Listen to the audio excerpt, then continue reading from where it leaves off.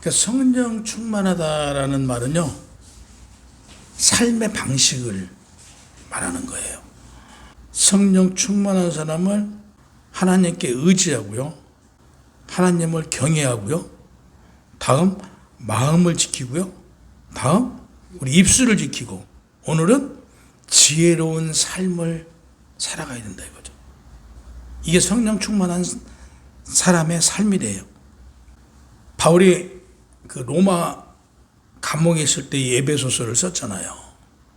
당시 소아시아에서 가장 화려한 항구 도시가 에베소서예요. 경제와 상업이 매우 발달했었죠. 에베소에는 7대 불가사리 가운데 하나인 아르테미스 신전이 있어요. 아르미테스 신전은 기원전 6세기경에 리디아 왕 크로이소스가 후원을 해갖고 성전을 지었어요. 근데 기원전 356년경에 누군가 방화를 했어요. 그걸요. 태워버린 거예요. 그래서 신전까지 완전히 다 타버렸는데, 이후에 에베소 사람들이 수십 년간에 걸쳐서 이걸 재건을 해요. 근데 이전의 신전보다 더 크게, 더 화려하게 했던 거예요. 그래서 이때 바울이 에베소서를 가서 보니까 그 신전이 세계적으로 굉장히 유명한 그런 신전으로 많은 사람들이 그것을 찾아온 것을 바울이 본 거죠. 근데 당시 에베소서에는 우상 숭배가 되게 많았어요. 상업의 중심지라고 그랬잖아요. 많은 사람들이 모여올 거 아니에요. 우리가 항구 도시는 특히 더 영적으로 어려움이 많아요. 당시에 향락과 음란이 가득했어요. 거기에는, 그 에베소서에는. 그래서 그 로마 문화는 화려했지만 영적으로는 아주 타락한 거죠. 타락. 그래서 술집과 연애가 도시 곳곳에서 이렇게 벌어졌어요. 그들은요, 술을 취하면 신을 만날 수 있다는 사고를 가지고 있었어요. 그러니까 술이 취하면 신을 만날 수 있다. 그리스 로마 세계에 여러 신들이 있었어요. 여러 신들을 섬겼었는데, 특히 디오니소스라는 신을 섬기는 축제에서는 술에 취하는 게 종교의 어떤 행위였어요. 술 취하는 게. 디오니소스는 숭배 중에 나타난 종교의 문화가 어떤 향락의 문화예요. 그러니까 술이 취해서 있으면 신을 만날 수 있는 거예요. 그러다 보니까 술이 취한 사람은 자기를 다스리지를 못해요. 이성적이지를 못하고 결국에 그 술 취함에 빠져들어요. 그래서 바울이 말해요. 성도들한테 술 취하지 말고 오직 성령으로 충만함을 입어라. 우리가 밖에서 그런 얘기 많이 하죠. 성경에 술 취하지 말라. 이거 우리 한국에서 와서 보니까 당시에 술을 되게 많이 먹고, 겨울이면요, 일들을, 우리 지금은 이제 겨울에 일을 하는데 옛날에는 겨울에 일을 안 했어요. 그러면 일을 안 하고 뭐 했냐면요, 그때는 겨울에 다 사랑방에 모여서 노름하고 술 취하고 나쁜 일만 다 했어요. 그래서 이때 선교사들이 와서 술 마시지 말라고 했다, 이렇게들 얘기하고 있는데 그게 아니고요. 우리가 성경에 바울이 술 취하지 말라, 이것은 디오니오스 그 신을 섬기는 그들은 술을 취해야 신을 만날 수 있다고 생각했어요. 그래서 향락과 음란에 아주 빠져 있으니까 영적으로 타락에 있었을 때 바울이 에베소서에 가서 했던 얘기예요. 술 취하지 말라. 그리고 성령으로 충만하라. 그래서 이제 우리 이제 밖에 나가서 누가 이런 얘기하면 이 성경에 술 취하지 말라. 왜? 그 에베소에서 향락의 문화, 디오니소스라는 이 신을 믿었던 자들이 이런 일이 있었다. 그렇다고 해서 뭐 지금 역사적으로 보면요, 아르테미스 신전에 아르테미스 신을 믿었던 사람들은 이거보다는 약간 달랐어요. 이렇게 그 뭐 술 취함이 또 예를 들어서 영적으로 타락은 해 있어도 이들처럼 심하진 않았다. 그렇게 해요. 그래서 오늘날도 보면 사람들이요, 어디에 취해 있어요? 술에 취해져 있지 않으면 돈에 취해져 있어요. 돈에 취해져 있는 거 하면 권력에 취해져 있어요. 그리고 성공에 취해져 있고 최근에는 스마트폰에 취해져 있어요. 그리고 인터넷에 취해져 있어요. 그런가 하면 자신에게 또 취해져 있는 사람들이 있어요. 자신에게 취해져 있어요. 그러니까 사람은 누구에게 사로잡혀 있느냐. 우리 그리스도인들은 누구한테 주도권을 내어주는 것이다? 하나님께 내어드리는 거예요.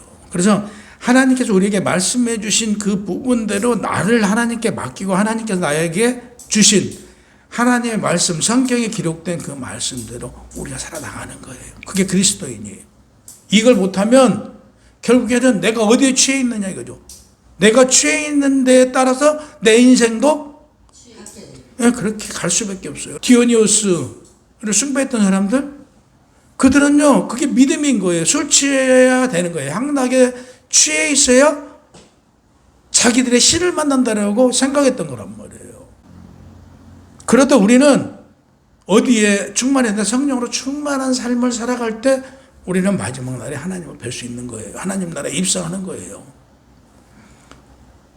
그래서 성령 충만한 사람은 지혜롭게 행한다라고 그랬죠. 15절에 보면 그런즉 너희가 어떻게 행하야 하는 것을 자세히 말해요.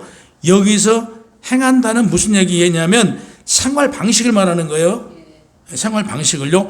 지혜가 많은 것이 아니라 하나님 뜻대로 사는 것. 그러니까 우리가 지혜로운 삶을 사는 것도 중요하지만 우리는 어떤 삶을 살아야 된다?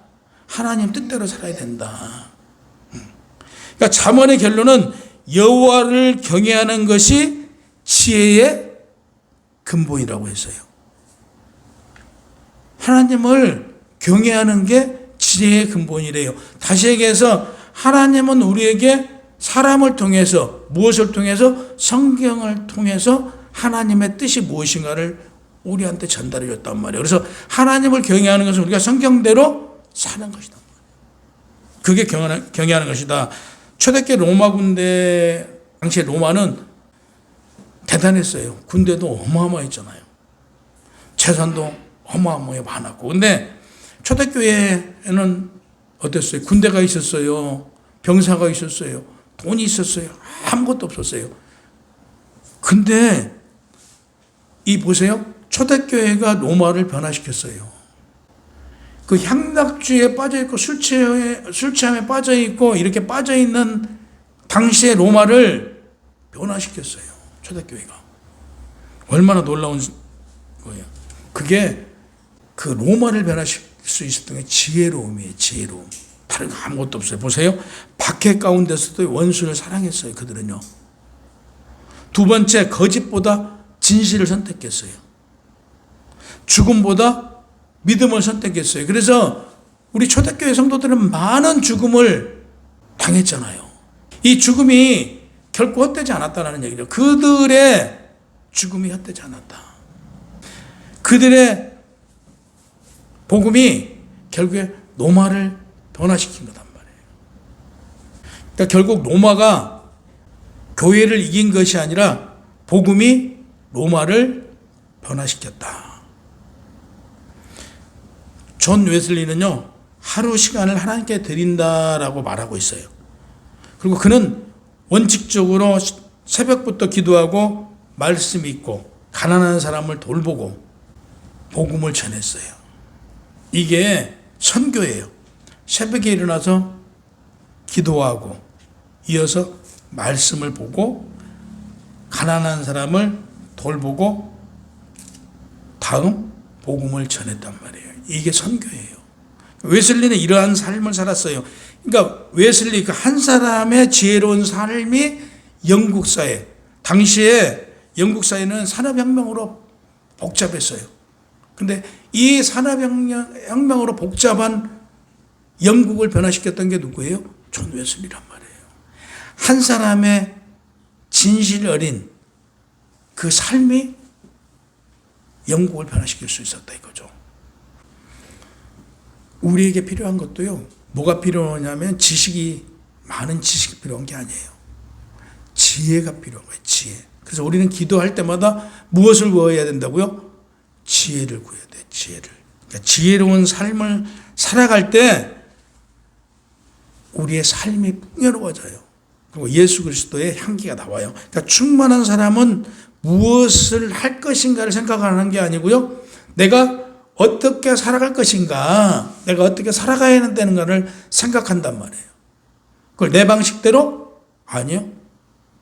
성경에서 하나님께서 말씀해 준 이 성경의 말씀대로 내가 살아가는 게 지혜로운 삶이라고요.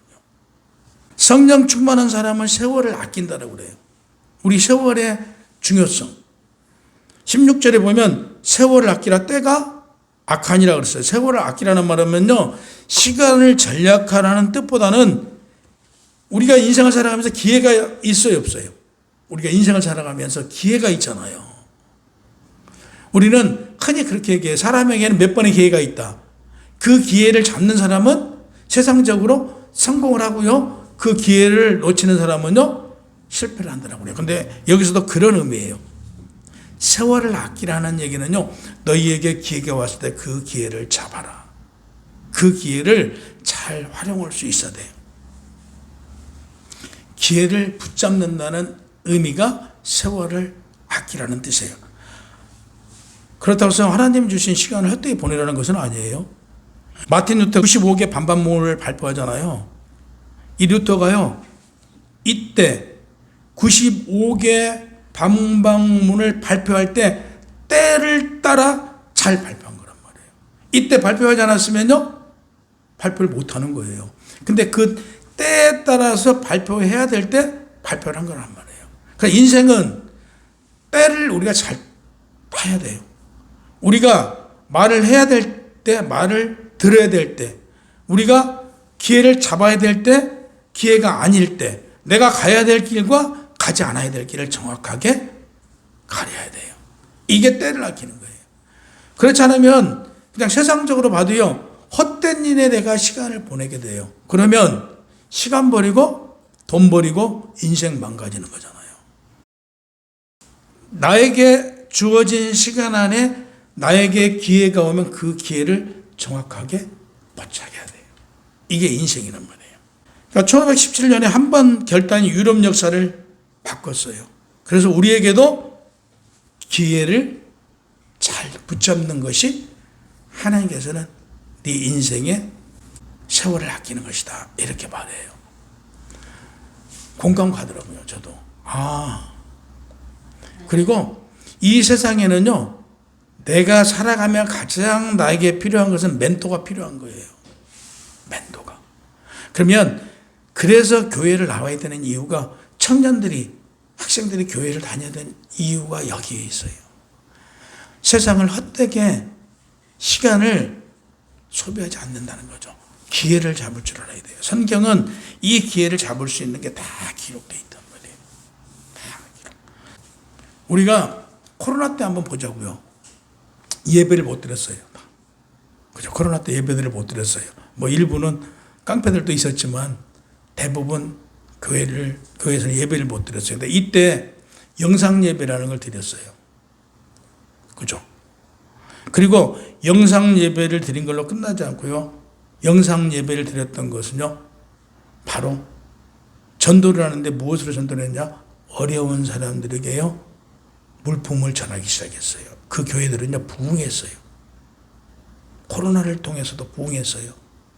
근데 일반 교회들은요, 코로나야, 교회 문 닫고 쉬었어. 이 교회들은요, 성도가 다 반쪽아 놨어요. 이게 바로 때에 따라 세월을 아끼는 거예요. 쉬지 않았던 거죠. 지혜롭게 그들은 펼쳐나갔던 거예요. 그 교회들은 부흥됐어요. 오히려요. 코로나가 끝나고 부흥됐단 말이에요. 코로나 시기에 어려운 이웃들을 찾아다니면서 어려운 이웃들에게 교회에 있는 거, 교회에 있는 재정 가지고 나눠줬단 말이에요. 다 어렵지만 그 결과 교회가 더 부흥됐단 말이에요. 그러면 이거 하나만 보더라도 우리가 인생을 어떻게 살아가야 되는가를 알 수 있잖아요. 이게 하나님께서 우리에게 주신 지혜란 말이에요. 성령 충만한 사람은요, 위기를 사명으로 바꿔나갈 수 있어요. 이게 지혜로운 사람이에요.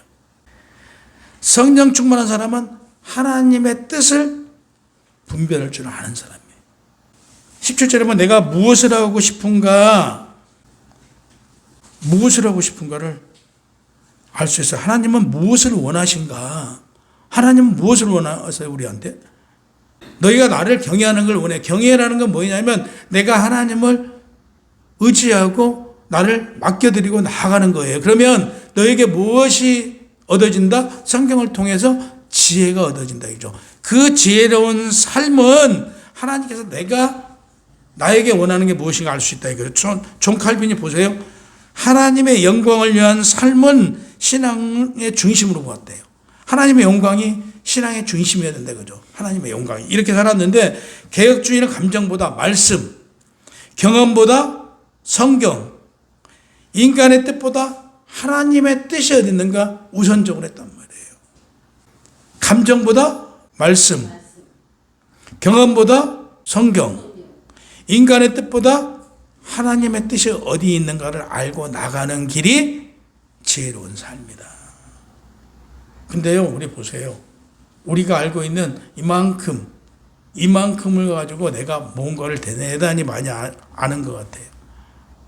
아니라니까요. 늘 드리는 말씀이지만 우리가 알고 있는 거 7% 내지 8%밖에 몰라요. 우리의 눈에 보이는 거, 우리의 귀에 들리는 것밖에 모른다니까요. 실질적으로 우리가 어떤 단어를 쓰냐에 따라서 완전히 인생은 달라지는 거예요. 내 말 한마디가 인생이 달라지는 거예요. 내 말 한마디가 하나님의 뜻이 온전히 전달되고요. 온전히 전달되지 못하는 거예요. 한 단어 가지고. 그래서 그걸 찾다 보면 보통 4시간, 5시간 그걸로 가는 거예요. 한 줄을 가지고, 한 단락을 가지고 그렇게 찾는 거예요. 근데 어떤 분들은 쉽게 설교를 준비하는지는 몰라도 그렇지 않아요. 이 성경을 읽다 보면 내가 제대로 해석하지 못하면요, 전혀 엉뚱한 방향으로 가는 거예요. 전혀 엉뚱한. 성경 충만은 한마디로 성경 충만이다. 우리가 성령으로 충만해야 된다는 것은 무슨 얘기냐면요, 성경으로 풍성하게 말씀을 알아야 된다는 얘기예요. 말씀 모르면 성령으로 충만함을 입을 수가 없어요. 입을 수가 없어요. 그래서 우리는 자꾸 성경을 읽고 성경 안에서 지혜가 무엇인가 하나님께서 우리한테 하시는 말씀이 뭔가를 자꾸 깨달으려고 노력을 해야 돼요. 한계도 있고 한계도 흘러. 교회 설교를 연구한 적이 있어요. 설교를 듣고 가서 몇 시간 만에 잊어버린다고요? 여기서 가면서 반절이 듣고 가면서 잊어버린대요. 뭐 예배 드리라만 하죠. 그렇잖아요. 되새겨야 된다고요. 오늘은 어떤 말씀을 나에게 한 주간 하나님께서 나에게 어떤 말씀을 주었는가라고 되새김을 해야 된다고요. 근데 그걸 되새김을 안 하면 여기서 나가면서 30분 안에 설교를 다 잊어버린대요. 그러면 이게 하루 지나고 이틀 지나면 몇 프로를 잃어버린다고요? 7, 80%가 우리 목사님 설교를 뭘 했지? 이런데요. 이건 이 7, 80%가 어떤 성도예요? 날라리잖아요. 날라리 성도잖아요. 아니 한 주간 마음의 양식 하나님께서 나에게 주신 말씀을 이틀 되면 다 잊어버린다는데 이게 날라리 성도지. 이게 어떻게 하나님을 진심으로 경외하는 성도라고 말할 수 있어요. 그러니까 우리는 되새겨야 돼요. 그래서 우리는 주보에다가 일주일 말씀 계속 되새기잖아요. 지금 요즘에는 오늘 말씀 제가 좀 바꿨어요. 예전 것도 좀 다르죠. 이번 주 실천해야 될 것 대해서 뒤에다가 이렇게 아예 넣었어요. 그래서 말씀하고 비교해서 넣었어요. 그래서 최소한 이거 보면서 주일 설교가 뭐였지? 성령 충만한 사람은 지혜로운 삶을 살아가는 것이다. 성령 충만한 사람은 내가 무엇을 하나님 이거 해야 되는데 이거 하는 거 맞습니까? 아니 이거 하는 게 틀립니까? 하고 묻는 게 아니고요. 하나님께서 나에게 무엇을 바라고 있는가를 내가 기도해 보는 거예요. 저는 신앙이 그래요. 하나님 저 이거 하게 이 길 열어주세요가 아니고 하나님 제가 가야 될 길이 어떤 길인지 인도해 주세요. 이게 기도란 말이에요. 내가 저 이거 갈 테니까 하나님이 가는 길이 맞아요, 틀려요? 물론 맞아요. 이것도 묻는 게 맞는데 하나님 그 전에 하나님 이 길이 하나님 지혜롭게 제가 가야 될 길을 열어주세요. 하나님이 인도해 주신 길로 가겠습니다라고 하니까 기도하는 게 기도란 말이에요. 온전한 기도. 요셉은 자신의 뜻보다 하나님의 뜻을 먼저 선택했어요. 자신의 감정보다 하나님의 섭리를 믿었어요. 그래서 한 사람의 순종이 한 나라를 살리고요. 하나님의 구원 역사를 이루는 통로가 되었듯이 우리는 아까도 말씀드렸듯이 직장을 선택할 때도 당연히 하나님한테 여쭤봐야 돼요. 근데 하나님께서는요, 나에게 주신 달란트가 있어요. 그 길을 갈 때는 쉬워요. 직장도. 너무너무 쉬워요. 근데 내가 가야 될 길이 아닌 길을 가면 너무너무 힘들어요. 요셉은요, 그 형들을 원망하지 않아요. 총리가 돼가지고 그 형들을 불러서 얘기를 해요. 형들이 나를 팔았지만 나는 형들을 원망하지 않는다. 이거 하나님의 뜻이다. 하나님께서 나를 팔게 해서 그 감옥에 갇히잖아요. 감옥에 갇혀서 보디발의 아내를 통해서 하나님께서는 나를 총리까지 만든 거다. 그러니까 내가 구속된 거 이게 나쁜 게 아니다. 하나님께서는 나에게 이 과정을 통해서 총리까지 만드셨다. 그래서 우리는 성령 충만한 것은요, 내 가짐이에요. 내 가짐. 내가 어떤 생각을 하냐에 따라서 내 인생에 덕이 되기도 하고 해가 되기도 해요. 요셉이 그랬잖아요. 형들이 팔았어요, 동생을요. 그래도 나쁘지 않대요. 형들이 팔아서 내가 총리가 될 수 있었대. 내가 보디발의 아내에 모함을 받아서 구속되고 이런 게 다 감사하대요. 이게 인생이에요. 우리는 그럼 어떤 생각을 해야 돼? 매사가 감사하는 마음으로 부정적인 생각을 갖지 말아야 되는 것이죠. 에베소서 5장 17절에 말하는 지혜임에 이게 성령 충만한 삶이에요. 그러니까 성령 충만한 사람은 감사와 찬양을 부르는 삶을 살아간 거예요. 제2차 세계대전 때 나치 정권은 유대인을 숨겨주거나 도와주는 사람 무조건 잡아다가 죽이고 구속시켰어요. 이때 네덜란드 그리스도인 베치벤붐과 코리덴붐 자매예요. 유대인을 숨겨줬다가 끌려가요. 어디로 끌려가냐면 독일의 리벤스브레크라는 강제 수용소에 끌려가는데 여기는 굉장히 여자들 데려다가 말로 할 수 없을 만큼 힘들게 했어요. 근데 이 끌려간 두 자매가 감사한 게 있어요. 거기는 벼룩이 이렇게 많았대요. 벼룩이만 하고 잠을 잘 수 없었대요. 그러니까 여기서 이 자매가 성경을 전했어요. 복음을. 동생이 투정을 부렸어요. 잠을 잘 수도 없고 벼룩 때문에 못 살겠다니까 언니가 벼룩도 감사하게 생각하자. 간수가 안 오므로 그 벼룩을 통해서 복음을 전파시킨 거란 말이에요. 얼마나 감사해요. 그러면 우리가 어떠한 어려운 환경에 빠져도 그 환경에는 하나님의 뜻이 있단 말이에요. 그 하나님의 뜻을 찾아가면 내 삶이 감사한 삶이 되는 거죠. 근데 내가 난 벼룩 때문에 잠을 잘 수가 없어. 이게 진짜 어떻게 해야 될지 모르겠어. 불평불만만 늘어났어요. 이 삶이 어떻게 됐을까요? 하나님의 그 깊은 뜻, 하나님의 쓰임 받지 못하고 그 인생이 끝날 수밖에 없었던 거죠. 근데 그 벼룩으로 인해서 말씀을 전하고 복음을 전할 수 있는 거에 너무 감사하고 훗날 보니까 그 시간이 너무너무 행복했고 아름다운 시간이었던 거죠. 우리 인생도 마찬가지예요. 어떤 어려움 속에서 감사하는 삶이란 말이에요. 성령 충만한 사람은 겸손해요. 우리가 겸손하지 못한 것은요, 큰 문제예요. 21절 보세요. 그리스도를 경외함으로 피차 복종하라 그래요. 복종은요, 사랑으로 섬기는 거예요. 섬기는 거. 예수님은요, 여기 오셔서요, 이 땅에서 제자들 발을 시켜주셨어요. 가장 높으신 분이 가장 낮은 자리로 오셨단 말이에요. 이게 겸손이에요.